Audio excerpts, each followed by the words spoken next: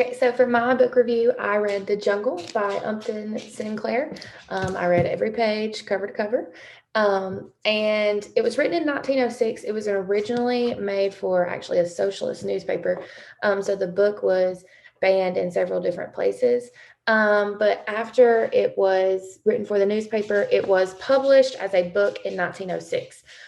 Sinclair's meaning behind the book was actually like to unionize workers, and to get them to rally behind the terrible work conditions. But once the book review, or the book, excuse me, once the book was written, um, it got public like backlash, but not what he was looking for. It was more about the meat industry and the terrible conditions the food was in, which caused them to pass a Food and Drug Act, actually. But the book itself centers around Jurgis and his family. Jurgis Redkus, he is from Lithuania, and he is coming to America, kind of to look for the American dream, and he hears from a friend that in Packington, Chicago, if you start working here, you can work your way up. And him and his family, it's his wife, his mother-in-law, his father, and his mother-in-law's children, and a cousin, I believe. And once they move there, they live in a terrible home. It's really sad, and the working conditions are really sad. Throughout the book, their family faces horrible hardships, and Jurgis's father is the first one to pass away. And throughout this time, after he passes away, Jurgis's wife gets pregnant and has a baby, and she is forced to go back to work just 1 week after having a baby. Oh, wow. And during all of this, Jurgis gets hurt. He can't work, and he is forced to go back once he goes back to the fertilizer plant, which many people don't live long after. They get a job in the fertilizer plant because of all the chemicals. And these are just some of the hardships that he faced throughout the book. His wife was actually raped by her boss. He goes to prison for this, and once he comes home, Jurgis goes to prison for.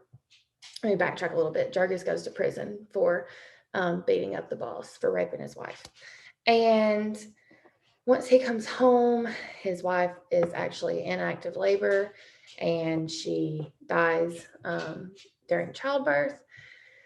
So,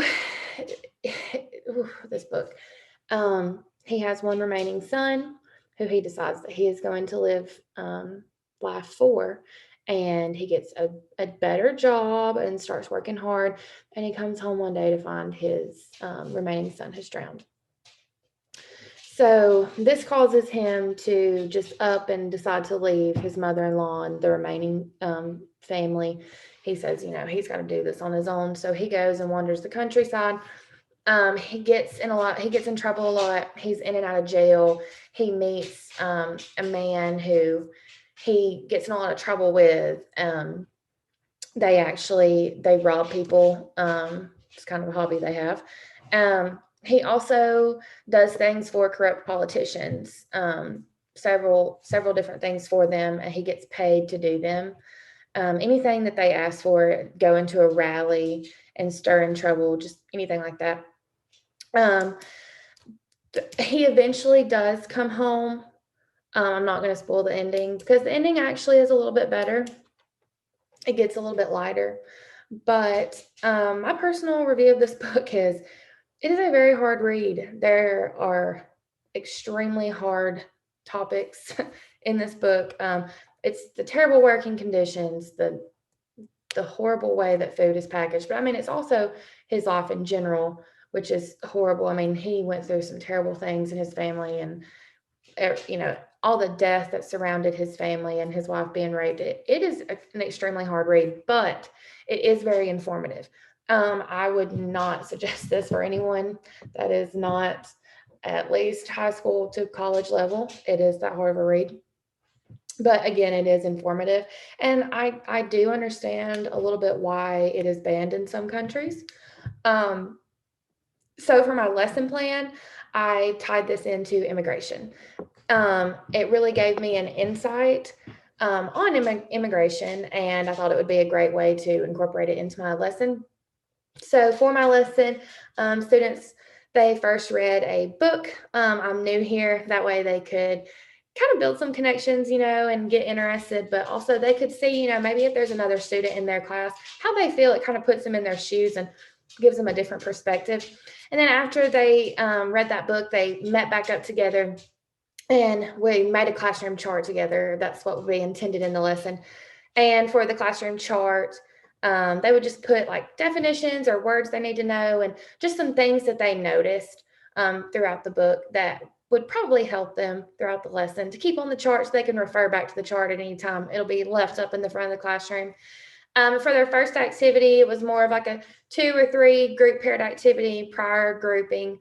And they had to pick 3 things if they were to move countries. So they were like, the topic was like, imagine your parents come in and you have 10 minutes and you have to pick 3 things and you're about to move complete countries. And what 3 things are important and why. So after their group picked the 3 things, they came back together as a whole group, and the whole group talked about what each individual group picked. And then they, as a class, picked the 3 that they think out of everyone's group, which is the best. And then the last activity, it is a solo activity, but I thought it would be fun for them to make a classroom quilt. That way it would like celebrate the students' differences. So each person is going to get like a little piece of construction paper, and on the construction paper is going to be their quilt piece. And they just put like things that are in their culture. So this used a lot of the vocabulary words, but also like things within their culture and their home life. This not only like gave them a chance to understand the lesson, but it also gave them a chance to, see within other cultures and see about immigration, because classrooms are just a huge mix of diversity and not everyone is from the same place. So they could learn about, the other students in their classroom, and it was a great way to celebrate everyone's differences. And so for a closure activity to extend this, I thought it would be a great idea to, up on the smart board, get a map up on the board and start pointing at different places that people are from or different cultures. And that way it could lead into a geography lesson of different places around the world. So, and that is my book review.